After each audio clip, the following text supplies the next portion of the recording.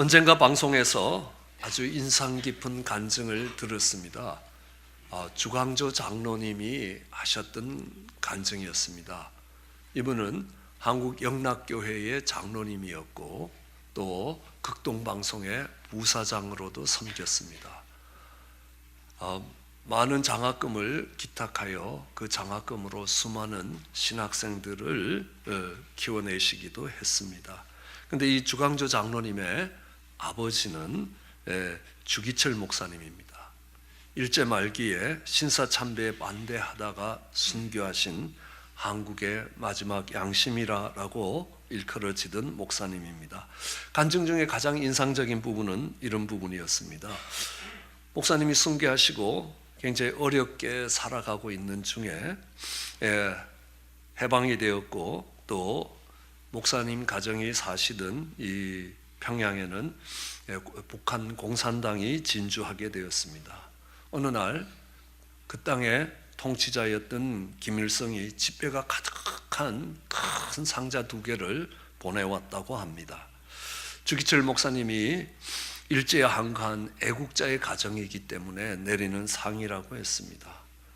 그 어머니였던 오정호 사모님이 이런 지하에 거절하고 돌려보냈습니다. 교회를 핍박하고 그리스도인들을 괴롭게 하는 자의 돈과 호의를 받을 수 없다는 것입니다. 아들은 이제 공부도 해야 되고 하는데 꽤 섭섭했다고 합니다. 그때에 어머님이 내가 네게 줄 유산이 있다라고 말씀하신 겁니다. 그리고 종이 한 장을 내밀었습니다. 이 아들은 생각하기에 어머님이 몰래 감춰두신 땅 문서가 있나 보다 하고 그 종이를 받아들었습니다. 근데 그 종이에는 땅 문서가 아니라 시편 37편 25절이 적혀 있었습니다. 시편 37절 25절은 이런 말씀입니다. 내가 어려서부터 늙기까지 의인이 버림을 당하거나 그 자손이 걸식함을 보지 못하였도다. 아들은 크게 실망했습니다. 그러나 정말 얼마 후 남쪽으로 내려와 사업을 시작했고 그 사업이 성공했습니다. 그리고 영락교회 장로가 되었고 말씀드린 대로 극동방송 부사장님이 되고 많은 장학금으로 신학생들을 키울 수 있었습니다. 그리고 그가 했던 고백이 우리 어머니의 유산은 최고의 유산이었다라고 고백을 합니다. 그런 유산을 물려줄 수 있게 되길 원합니다. 내가 최선을 다해서 정말 의롭게 살았고 하나님 앞에 살았기 때문에 하나님의 말씀이 진리라면 그 자녀들은 결코 걸식하는 법이 없다는 말씀입니다. 오늘 본문의 말씀도 그렇습니다. 하나님을 경외하며 살았다는 겁니다. 주의 계명을 크게 즐거워했다는 것입니다. 그 후대가 땅에서 강성할 것이고 그 후대가 복이 있을 것이라 라고 말씀합니다. 순교하셨던 주기철 목사님도 훌륭하지만 사모님이었던 오정호 사모님의 신앙과 인품에 감동이 될 때가 한두 번이 아닙니다. 이 오정호 사모님은 마산여고의 선생님으로 일하고 있었습니다. 그러면서 마산에 있는 문창교회를 출석했습니다. 그런데 주기철 목사님이 그 문창교회의 담임 목사님으로 부임을 했습니다. 오정호 사모님은 주기철 목사님의 아내였던 안갑수 사모님과 가깝게 지냈고 언니 동생 하는 사이가 되었습니다. 안갑수 사모님이 종양 수술을 마친 후 그 후유증으로 돌아가시면서 오정호 사모님을 불러서 주기철 목사님과 내 자녀들을 돌봐줄 것을 부탁을 하고 돌아가셨습니다. 하루아침에 사모가 되었고 하루아침에 내 아이의 엄마가 되었습니다. 그래서 하루가 멀다 하고 금식하며 기도하며 목사님을 도왔고 또 자녀들을 양육했습니다. 주기철 목사님이 몇 달간 감옥살이를 하고 가석방이 되었을 때에 사모님이 하셨던 첫 번째 말씀은 목사님 믿음으로 승리하셨죠? 라는 질문이고 두 번째 했던 말씀은 다시 감옥 갈 준비를 하셔야 합니다 라고 말했습니다. 주기철 목사님이 약 4년 동안 옥살이를 한 후에 극도로 쇠약해졌습니다. 일본 경찰은 주기철 목사님을 모시고 나가라고 했습니다. 사모님은 목사님이 감옥에서 순교해야 된다면서 모셔오기를 거절했습니다. 면회를 갔습니다. 그날이 바로 돌아가시기 하루 전입니다. 죽기 전 마지막 면회에서 목사님이 순교하셔야 한국 교회가 산다고 이야기했습니다. 어머니와 아이들은 내가 책임질 테니 순교하셔야 한다고 강하게 권면했습니다. 다음 날 목사님은 순교하셨습니다. 마지막 가는 길에 따뜻한 밥 한 그릇 먹이지 않았다고 많은 비난을 받기도 했지만 대쪽 같은 믿음이었습니다. 영원히 새벽이 오지 않을 것 같은 상황에서 대부분의 교회와 목회자들이 그 폭력 앞에 무너질 때에 주기철 목사님만이라도 한국 교회의 마지막 등불이 되어 주어야 한다는 간절한 소망이었습니다. 오정호 사모님이 말년에 유방암 수술을 받습니다. 예수께서 십자가에 겪은 고통을 직접 느껴보겠다고 마취를 거부했습니다. 그 수술을 집도했던 분이 장기려 박사입니다. 장기려 박사는 사모님의 투병 과정을 지켜보면서 이렇게 기록하고 있습니다. 한순간도 하나님과 분리되지 않았고 그 얼굴에 빛이 가득했다는 것입니다. 그렇게 하나님 앞에 의롭게 살려고 발버둥 쳤고 하나님의 눈길 앞에 살았기에 그 자녀들이 결코 결식하지 않을 것이라 라는 담대함으로 그것을 유산으로 물려주는 것입니다. 그런 유산을 물려줄 수 있는 저와 여러분 되시기를 주의 이름으로 축원합니다. 부모의 신앙으로 부모님이 받은 복으로 인하여 자녀와 후손들이 받는 축복이 있습니다. 부모님으로 인하여 그 자녀들이 복을 받게 된다면 그 부모님들은 자녀들에게 있어서의 축복의 통로가 됩니다. 우리 믿음의 조상 아브라함을 보더라도 그렇습니다. 하나님이 아브라함에게 말씀하십니다. 여호와께서 아브라함에게 이르시되 너는 너의 본토 친척 아비집을 떠나 내가 내게 지시할 땅으로 가라. 내가 너로 큰 민족을 이루고 내게 복을 주어 내 이름을 창대케 하리니 너는 복의 근원이 될지라. 너를 축복하는 자에게 내가 복을 내리고 너를 저주하는 자에게 내가 저주하리니 땅의 모든 족속이 너를 인하여 복을 얻을 것이니라 하신지라. 하나님이 아브라함에게 말씀하셨습니다. 본토 친척 아비집을 떠나라. 아브라함은 그 하나님의 말씀에 순종했습니다. 그래서 아브라함은 복을 받았습니다. 복이 되었습니다. 복의 근원이 되었습니다. 그랬기 때문에 그로 인하여 천하 만민이 복을 얻을 수 있게 되었습니다. 그의 자녀들도 그 아브라함을 인하여 복을 얻게 됩니다. 우리는 그것을 이삭의 삶에서 확인할 수 있습니다. 창세기 26장 3절에 보면 하나님께서 이삭에게 하시는 말씀이 기록되어 있습니다. 흉년이 왔습니다. 흉년이 오자 이삭은 모든 짐을 꾸려서 이집트로 내려가려고 합니다. 이집트로 내려가려는 그 이삭에게 하나님이 하신 말씀이 창세기 26장 3절부터 기록되어 있습니다. 하나님 이삭에게 이야기하십니다. 이 땅에 유하라. 이 땅에 유하면 내가 너와 함께 있어 내게 복을 주고 내가 이 모든 땅을 너와 내 자손에게 주리라. 내가 내 아비 아브라함에게 맹세한 것을 이루어 내 자손이 하늘의 별과 같이 번성하며 이 모든 땅을 내 자손에게 주리니 내 자손을 인하여 천하 만민이 복을 얻으리라. 이는 아브라함이 내 말을 순종하고 내 명령과 내 계명과 율례와 내 법도를 지켰음이니라 하시니라. 흉년이 왔습니다. 물이 있는 이집트로 내려가려고 하는 그에게 이 땅에 유하라라는 것입니다. 그 하나님의 말씀에 순종하여 그 땅에 머물게 된다면 하나님께서 이삭과 함께 하시며 이삭에게 복을 주시겠다고 약속하십니다. 그가 머물고 있던 이 모든 땅이 너와 내 후손의 땅이 될 것이라 라고 약속합니다. 아브라함에게 맹세했던 것을 이루겠다는 겁니다. 내 자손이 하늘의 별과 같이 번성하게 될 것이고 내 자손으로 인하여 천하 만민이 복을 받게 될 것이라. 그러나 이 약속의 중요한 점이 하나 있습니다.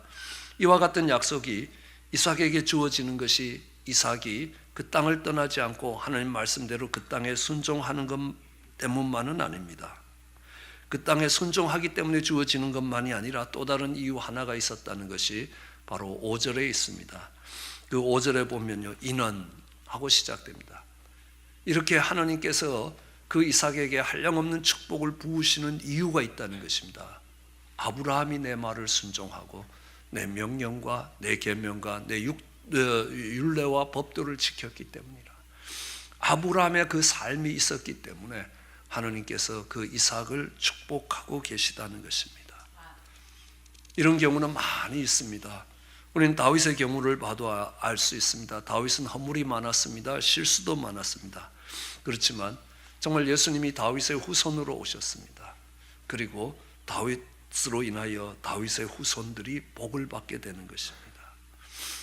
다윗의 아들이었고 정말 이스라엘의 왕이 되었던 솔로몬이 그 말년에 우상에 절을 하며 범죄하기 시작했을 때 하나님은 그 모든 축복을 거둬들일 그 하나님이 그에게 하는 말씀이 있습니다.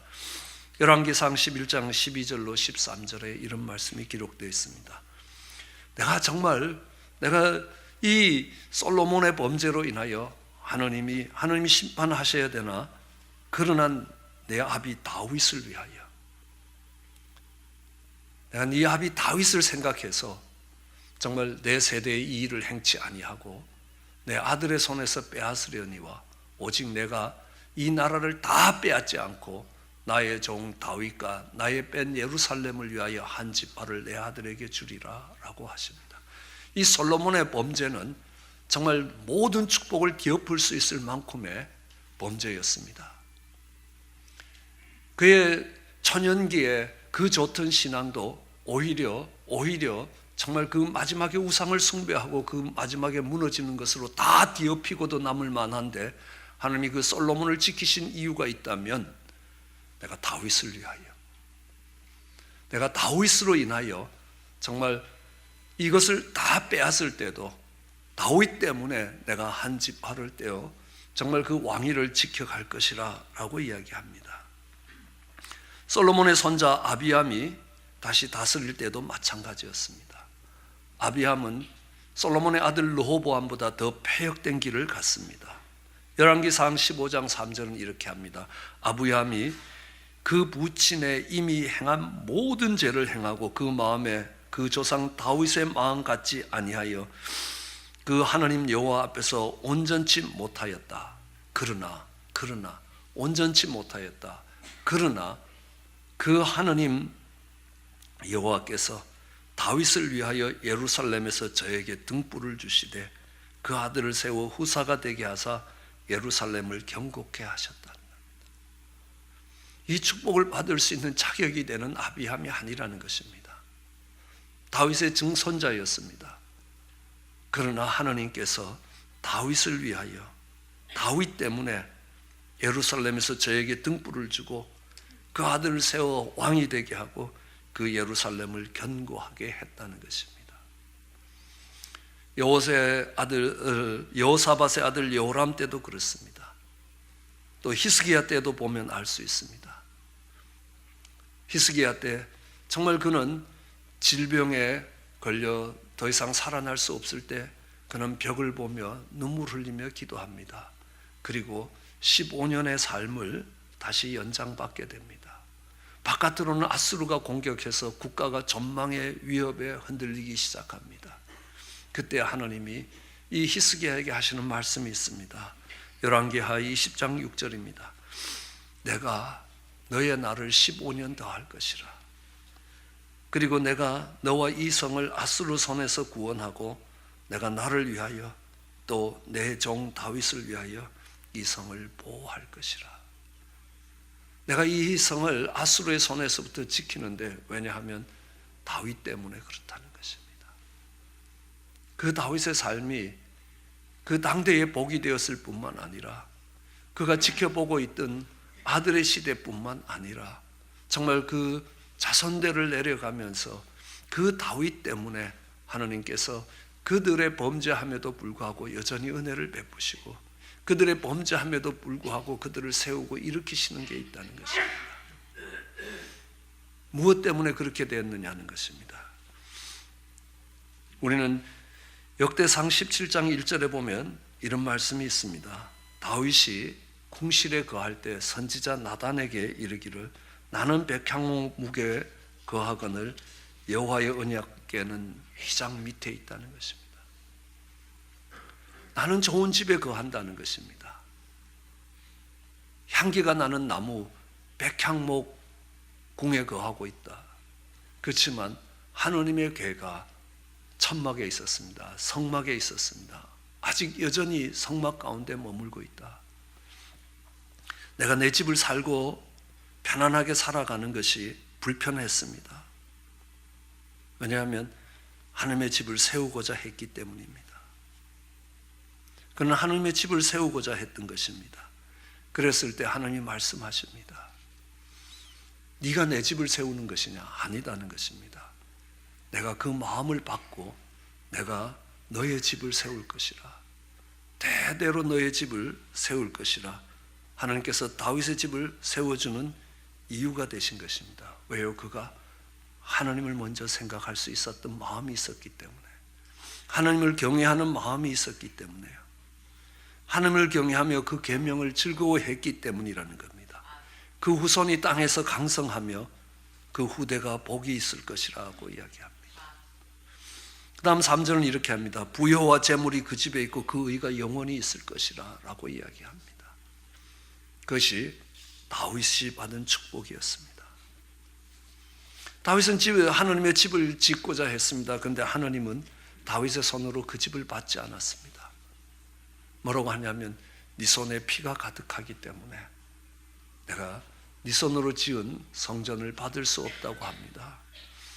굉장히 실망스러울지 모르는데요, 다윗은 그럼에도 불구하고 하나님 집을 짓는 데 필요한 모든 자재를 다 준비합니다. 하나님, 내가 내 손으로 하나님 집을 세울 수 없다면 그 재료라도 내가 준비하겠다고. 그 재료들을 준비합니다. 그 아들이 지을 수 있도록 준비합니다. 아마 다윗은 잘 몰랐을지도 모릅니다. 그러나 후일에 솔로몬이 왕이 되었습니다. 한번 생각해 보십시오. 백성들이 그 솔로몬을 어떻게 생각할 거라고 생각하십니까? 존경받을 왕이라고 생각하시겠습니까? 아닐 겁니다. 왜냐하면 그의 어머니는 밧세바였습니다. 다윗의 충실한 모와 우리아의 아내였습니다. 그 사이에서 태어난 솔로몬이 왕이 되었습니다. 온 백성들의 손가락질과 저주를 받을지도 모릅니다. 그런 상태에서 성전 공사가 시작됩니다. 그런데 하나님께서 솔로몬에게 주신 게 있었습니다. 지혜였습니다. 그 일들을 이루어갈 수 있는 지혜를 하나님이 주셨습니다. 이제 거대한 공사가 진행되면서 그의 지혜에 만민이 머리를 숙여야 되는 것입니다. 그러므로 다윗의 손으로 하나님의 집을 짓는 것보다 그 아들의 왕위를 든든히 하기 위해서 하나님이 그 아들의 손에서 그 성전을 봉헌받고자 하신 것입니다. 그러나 하나님께서 다윗에게 받은 것이 있다면 그 하나님의 집을 생각하는 마음이었습니다. 하나님의 집을 세우고자 하는 그런 마음이었습니다. 그것이 다윗으로 하여금 만대의 축복의 근원이 되게 했습니다. 그런 예는 성경 속에 수없이 많습니다. 한나의 그 기도를 통하여 사무엘의 가정이 든든히 세워지는 것들을 봅니다. 그 어미의 기도로 인하여 그 사무엘이 정말 타락하고 더러워진 세상 가운데서 새로운 제사장 가문을 일으키면서 새로운 시대를, 사사시대를 끝내고 새로운 시대를 열어갈 수 있는 그런 아들이 되는 것입니다. 우리는 수르보니게 여인을 기억합니다. 그의 딸이 흉악히 귀신 들렸습니다. 어떻게 손을 쓸 수도 없는 것입니다. 그는 주님 앞에 찾아 나와 간절히 기도합니다. 온갖 모욕을 다 받으면서도 그 앞에 무릎 꿇고 하나님의 긍휼을 구했습니다.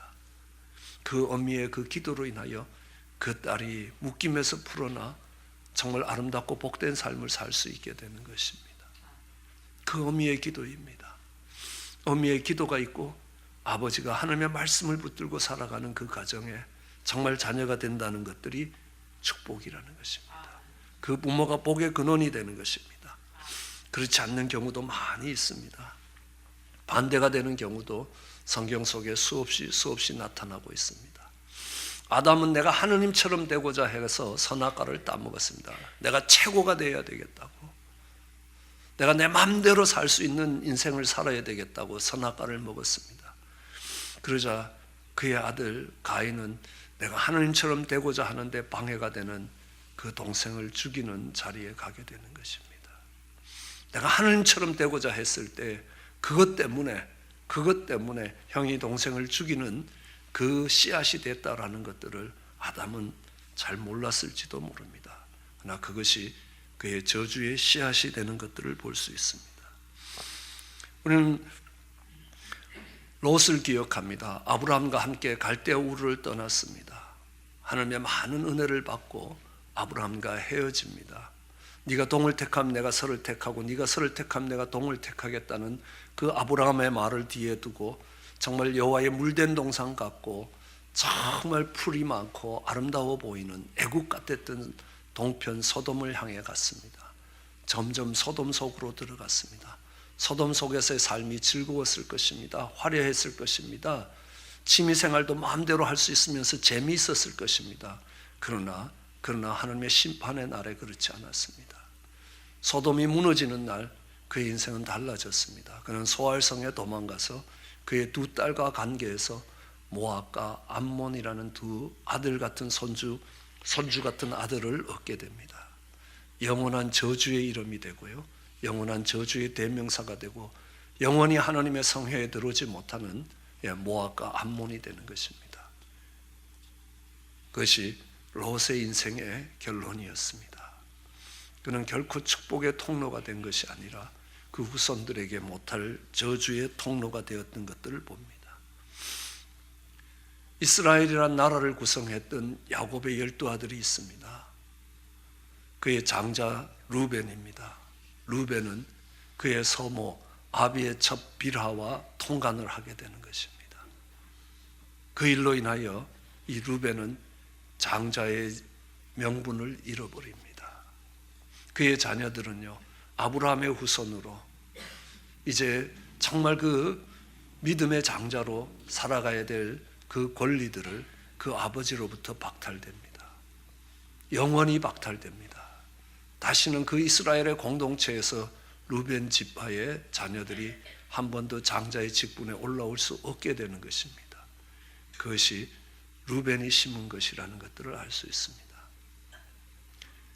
그 당시에는 즐거웠을지 모를 것입니다. 잠시의 쾌락을 주었을지는 모릅니다. 그것이 영원한 저주를 남기는 발자취가 되었습니다. 하나님께서 정말 축복하셔서 이스라엘 백성들은 40년 광야 생활을 끝내고 요단을 건너서 가나안 땅에 들어갔습니다. 그들은 여리고성을 만나게 됩니다. 그 첫 성 여리고성을 점령합니다. 그때 하나님이 말씀하십니다. 첫 것은 내 것이라고 이야기하십니다.